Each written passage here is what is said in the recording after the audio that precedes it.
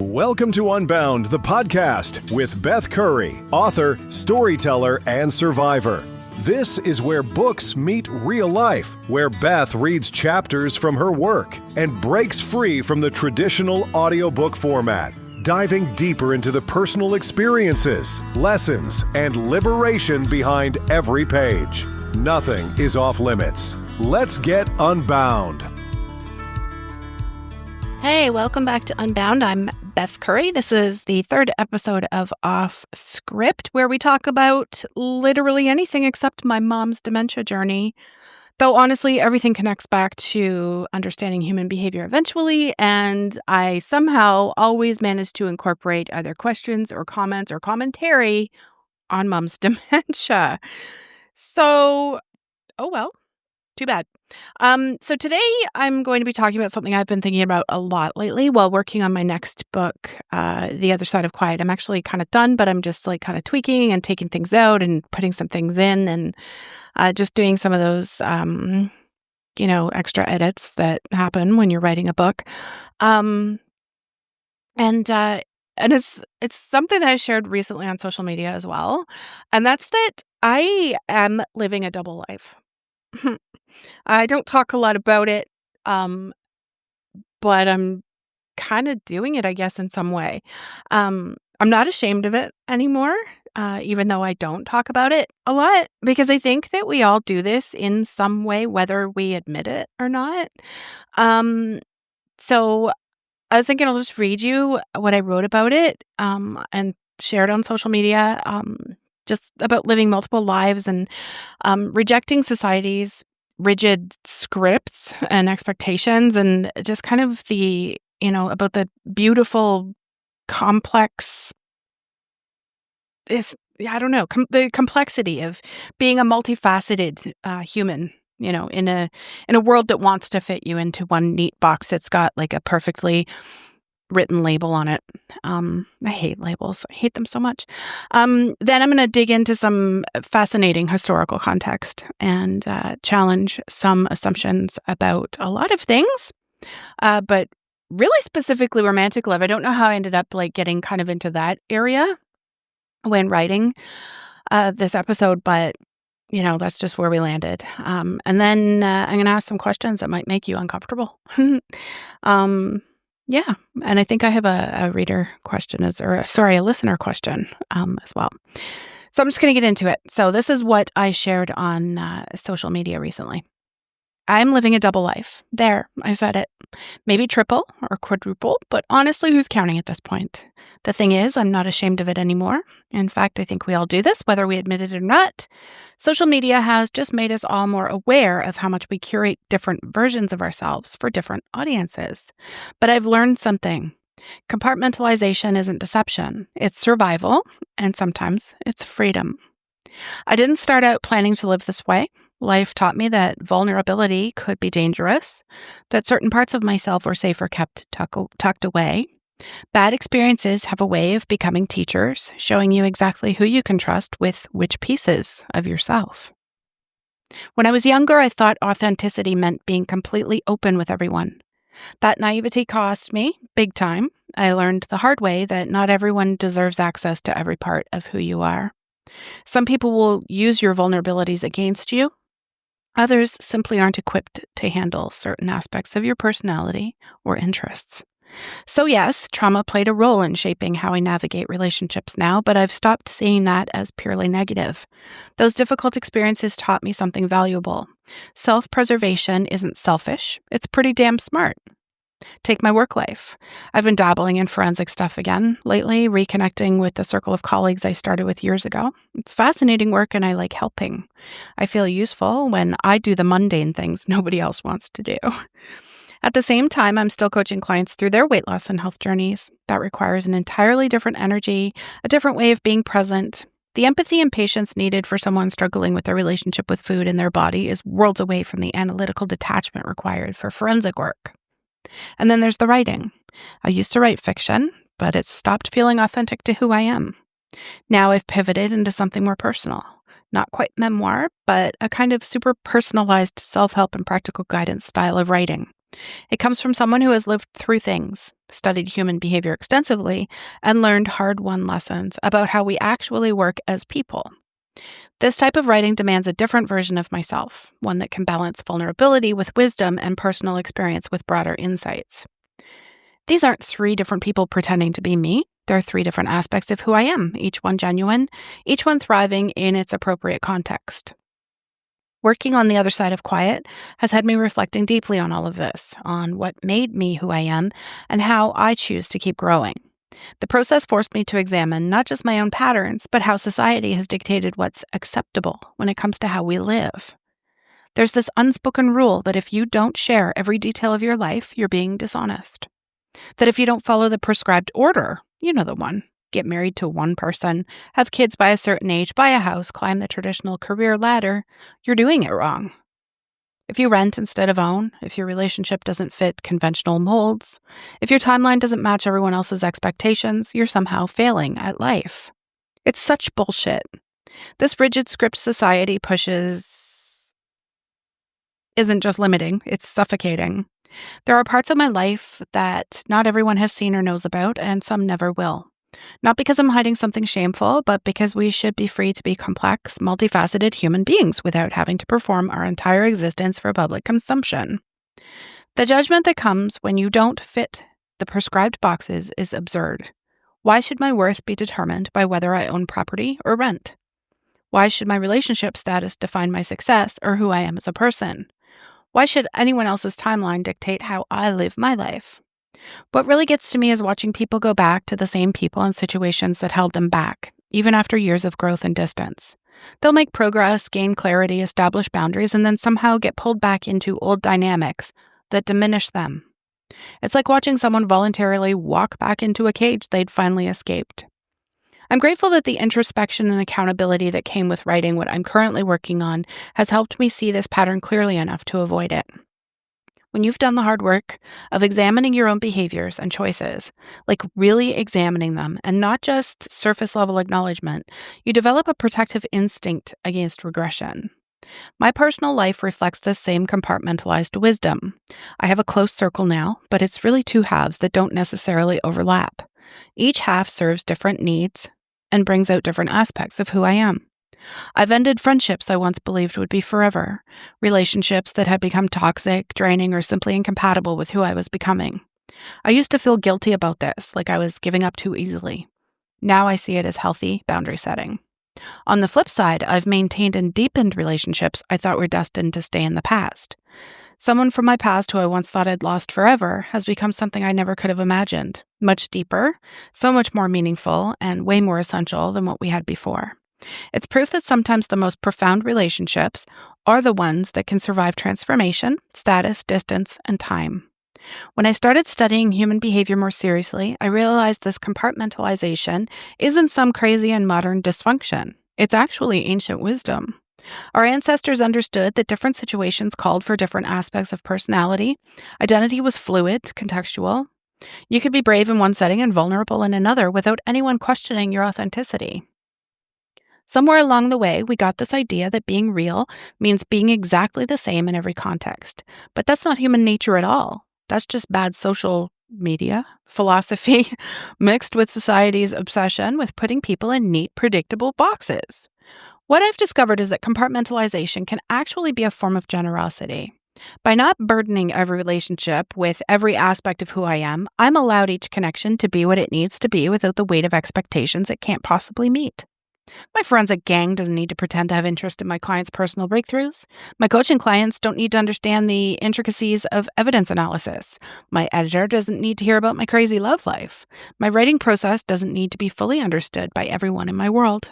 This isn't about hiding, it's about honoring the specific gifts each relationship offers and the particular needs each context serves.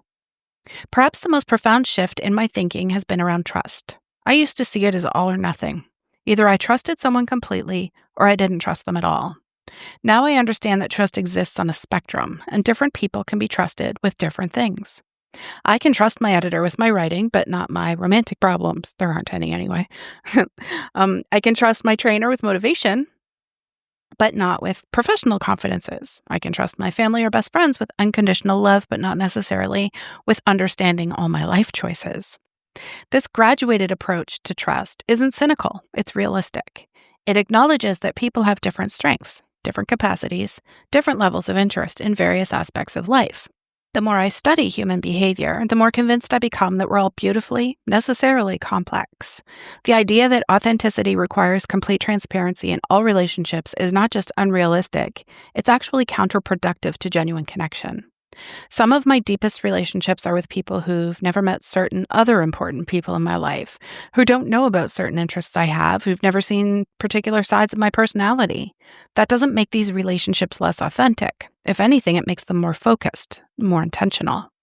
I'm not apologizing for living what others might call a double life. I'm done pretending that human beings are simple enough to be fully known by any one person or fully expressed in any single context. I'm done following society's script about what my life should look like and when.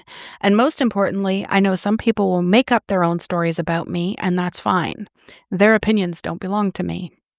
Instead, I'm embracing the multiplicity. The forensic specialist, the health coach, and the writer aren't separate people. They're facets of one complex human being who's learned to honor different aspects of herself in different settings. The relationships that have evolved in unexpected ways, the boundaries I've set, the unconventional path I've chosen, these aren't failures to conform. They're successes at being authentically myself. This isn't fragmentation. It's integration done wisely, with boundaries that protect rather than divide, with compartments that organize rather than isolate. Writing all these beautiful things taught me this lesson in a pretty profound way as I learned about my own mother's life. I discovered all these pieces that made up who she was, some things I never even knew. It made me realize that we all contain these hidden depths, these various chapters and aspects that don't always intersect but are all equally real and valid.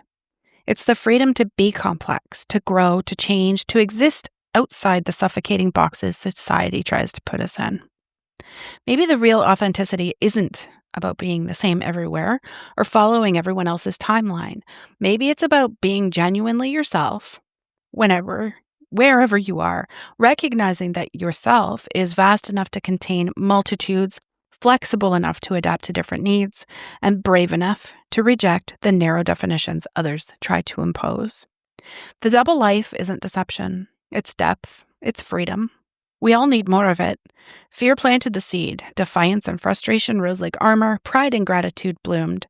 Longing keeps the heart tender. And liberation, always it points home. Okay, so let's talk about something that doesn't get discussed enough. And that's the invention of the romantic ideal and how it has absolutely fucked us all up.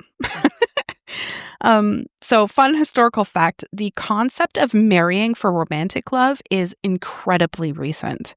Okay, this isn't going to sound recent, but it's recent. In the last 200 to 250 years recent. Before that, marriage was kind of an economic arrangement. A good reason why a lot of people may not divorce now. It was, a political alliance, a way to consolidate property and produce heirs. But here's the kicker. People still had passionate love affairs. They had deep friendships. They had spiritual connections. They just didn't expect one person to fulfill all of those needs simultaneously. So back then you might have had a spouse for economic partnership and children, and you would have had a friend for intellectual stimulation, a lover for passion, a religious community for that spiritual fulfillment that we all kind of need. Different people met different needs, and nobody thought that that was weird or deceptive. So when the hell did we decide that one person should be your lover, best friend, co-parent, financial partner, therapist, adventure buddy, and spiritual guide? It's crazy. That's not romantic. It's insane. I think it's setting everyone up for failure. I don't know. The Romantic era, capital R romantic, the literary and artistic movement of the late 1700s and early 1800s gave us this idea of soulmate. It's cute, soulmate. One person who completes you, your other half. beautiful poetry, terrible life advice, if you ask me. Um, because framework, it suggests that you're incomplete without this one perfect person. And once you find them, they should meet all your needs. And if they don't, either you picked wrong or something's broken. Like, that's pretty messed up. What if the problem isn't the person, but rather the expectation, What if humans are actually designed to have multiple deep connections that have several different purposes? What if compartmentalization isn't a modern dysfunction, but actually closer to how we're wired? Um, let's talk about the Bloomsbury Group for just a second. So, early 20th century England, kind of the circle of writers, artists, intellectuals, Virginia Woolf, E.M. Forster, John Maynard Keynes, there were a whole bunch. They rejected conventional relationship structures completely. Completely. Many of them were in open marriages. They had passionate affairs while maintaining committed partnerships. They formed intense platonic friendships that were just as important as romantic relationships. I kind of think that I lived way back in that time or something, because that's kind of how I feel. And I'm judged a lot for it, for some of my choices. Anyway, they produced some of the most important art and literature of the century, right? Like, nobody can deny that. Were they living double lives? Sure. By conventional standards. Were they being inauthentic? Absolutely not. They were just honest about the fact that different people brought out different aspects of who they were, right? And they refused to pretend otherwise. So here's a critical thinking question for you. Why do we valorize monogamy in romance but not in friendship? Just curious. Nobody expects you to have one best friend who meets all your friendship needs. I've talked about my four. You have your adventure friend, and you have your deep conversation friend, and your crisis support friend, and your fun night out friend, and that's considered healthy and normal. But if you suggest that maybe romantic or intimate connections could work the same way, different people meeting different needs, suddenly you're selfish, commitment phobic, living a lie, cheating, or potentially going to cheat. It's crazy. All of this stuff is just crazy. Why? What's the actual logic there? I'm not even arguing for or against any particular relationship structure. I'm just asking, because this is what I do. Read The Other Side of Quiet, and I go into the background of how messy my early life was with my question asking. I've always got questions. But yeah, I'm just asking, why is compartmentalization celebrated in some contexts and condemned in others? Let's get into the neuroscience for a minute, because it's fascinating, and because when you have a mom with dementia, you get familiar. So your brain literally creates different neural pathways for different types of relationships. The way your brain fires when you're with your romantic partner is different from how it fires with a close friend, which is different from a professional colleague. You're not code switching in some deceptive way. You're literally accessing different neural networks that have been built through different types of interactions and experiences, right? So when you show up differently in different contexts, that's not being fake. It's your brain doing exactly what it's evolved to do. The anthropological record backs this up too. In most hunter-gatherer societies, the way humans lived for 95% of our existence, people had different relationship circles that served different functions. Your tribe wasn't one homogenous blob. You had hunting partners, and you had gathering partners. You had childcare partners and storytelling partners and ritual partners. The idea that all your emotional and practical needs should be met by one single nuclear family unit, that's not, I don't know, that's a post-industrial revolution invention. It's not human nature. So another question worth sitting with, I think, is why, or what are we so afraid of when people don't fit predictable categories? I think it's existential. If you admit that identity is fluid, that people can change, that relationships can evolve outside of prescribed structures, then you have to confront the fact that your identity and your relationships might also be more fluid than you're comfortable admitting. Right? It's easier to look at someone living outside the boxes and say they're doing it wrong, or ooh, gross, or what a pervert, or whatever. than to examine whether the boxes themselves are the problem. So let's talk about the performance of authenticity on social media too, because it's created this really bizarre paradox. I have a love-hate relationship with social media. What it used to be almost 20 years ago, it is not anymore. It is utter trash now. More bad than good comes out of it. It's just gross. Anyway, we're told to be authentic and show up as your real self, right? But what we actually mean is perform a consistent version of yourself that's palatable and understandable to your audience. Like, am I going to piss people off with this podcast today? I don't know, probably. But, I'm not trying to do that. I'm just asking some questions and, wanting some discussion. But God forbid you post about forensic investigations one day and your spiritual practice the next, because people get stupid confused, right? Which one is the real you, Beth? Both? Neither? I mean, the question itself is pretty flawed. Ancient philosophers understood this. The Stoics talked about playing different roles in life: parent, citizen, friend, and how excellence came from playing each role well in its appropriate context, not from being the same in every situation.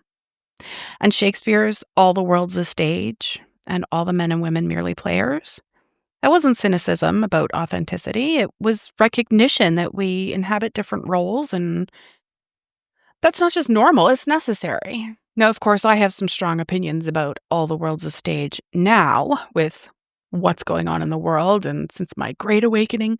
But I won't get into that. Something else that doesn't get talked about enough: the pressure to perform total transparency comes largely from consumer capitalism. Have you ever thought about that? Have you ever noticed that? If you think about it, social media platforms make money when you share everything. Dating apps profit from your relationship uncertainty. The self-help industry thrives on convincing you that you're broken if you're not completely authentic by their definition all the time. There's a financial incentive to making you feel like privacy equals dishonesty, like boundaries equal barriers, like compartmentalization equals dysfunction, right? But who benefits from that belief? Not you. Not at all. The platforms do. The advertisers do. The people selling you the courses on how to live your truth do. And you should listen to me because this is all free. I'm not selling nothing. Anyway, so let me ask you this. Why is the find your soulmate and live happily ever after narrative still so dominant when literally everyone knows it's bullshit? Well, most everyone. Divorce rates are still hovering around 40 to 50%. Even couples who stay together often report dissatisfaction. Serial monogamy is the actual norm. Most people have multiple significant relationships across their lifetime. Yet we still structure our entire society around this fantasy of the one. We still judge people whose lives don't follow that script. We still act like finding one person who meets all your needs is not just possible, but expected. Why? What would happen if we admitted that maybe humans thrive with different types of connections, serving different purposes? That maybe the compartmentalization we're calling living a double life is actually healthier. So here's a weird historical parallel. The concept of childhood, as we understand it, didn't exist until relatively recently either. Isn't that wild? In medieval times, kids were just small adults. They worked, they contributed, they weren't segregated into this special protected category. The invention of childhood in the 17th to 18th centuries created this whole new set of expectations and norms that we now think are natural and universal. But they're not. They're cultural constructs. It's wild, huh? Same with romantic love as the basis for lifelong partnership. Same with the nuclear family as the ideal unit. Same with the idea that authenticity means consistency across all contexts. These are stories we tell ourselves, and stories can change. So here's what I'm sitting with. What if the double life isn't the problem? What if the problem is the expectation that humans should be simple, consistent, and easy to categorize? What if we stopped policing each other's complexity and started getting curious about it instead? What if we admitted that the traditional romantic ideal, one person meeting all needs forever, is absolutely a beautiful story, but a terrible prescription for actual human happiness? What if compartmentalization is actually a sophisticated survival strategy and not a moral failing? Just some thoughts to chew on. All right, so we've got a question from Jim. Jim, I appreciate you for continuing to participate. I can beg other people to do it, but you are consistent. Jim says, did your dad's passing speed up her memory loss? Assuming you mean my mother, and I know, I know you mean my mom. Yeah, legitimate question, and one that I've kind of thought about a lot myself. The short answer is I honestly don't know. The longer answer is maybe, probably. It's complicated.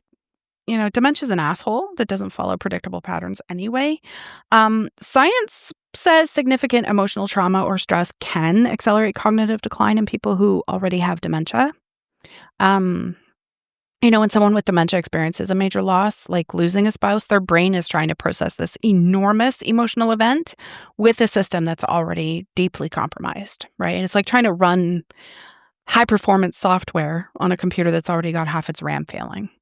So, the stress hormones, cortisol, adrenaline, they kind of flood the system, and then chronic stress is terrible for brain health, even in neurotypical people. I can't speak. And someone with dementia, it can absolutely speed up the progression. But where it gets tricky is this phrase that I loathe, especially recently. Correlation doesn't equal causation, and dementia was already going to progress. My dad died in September of 2023. Did mom's decline accelerate after that? Yeah, it seemed like it did. But was that because he died?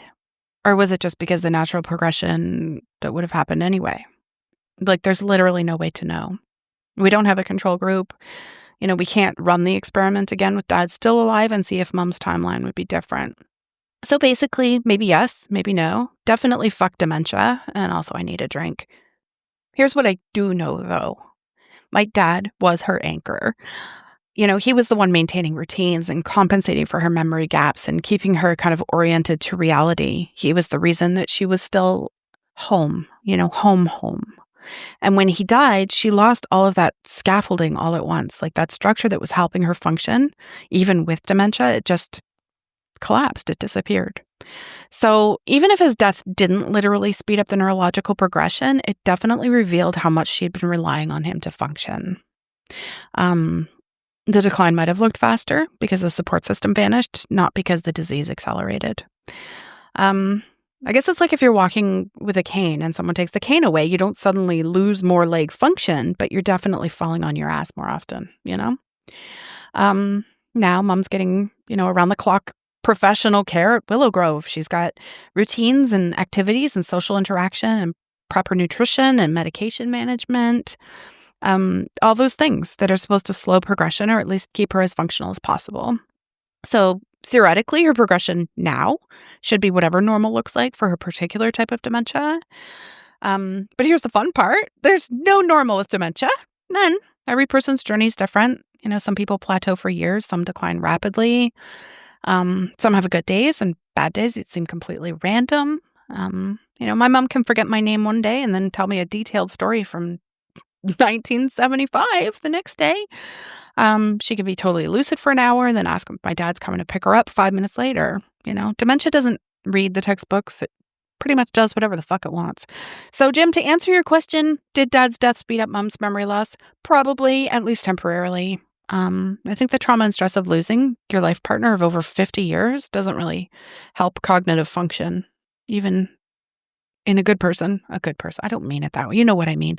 But would she still have dementia without that loss? Yes. Would she still be declining? Yep. Would we still be on this journey? Yeah. Unfortunately. Dad's death may have accelerated the timeline, but it didn't create the destination. And honestly, as much as I miss him, as much as I wish that he was here to help navigate this, there is a dark little part of me that's grateful he doesn't have to watch the later stages, because what's coming if mom lives long enough to reach the severe stages is going to be brutal. He loved her so much. Watching her disappear would have destroyed him. So maybe the universe was kinder than we give it credit for in this case, even if it doesn't feel that way most days. So there you go, Jim. The answer is sort of maybe. We'll never know for sure. And also, I'm going to need therapy about all of this eventually.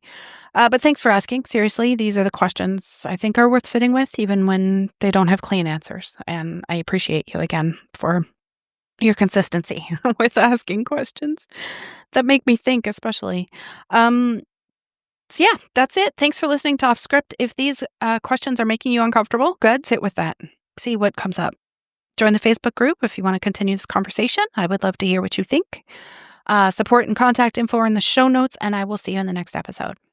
Thanks for listening to Unbound with Beth Curry. Join the conversation in the Facebook group or visit author.bethcurry.com. Want to support the show? Head to ko-fi.com/unbound podcast. Until next time, stay unbound.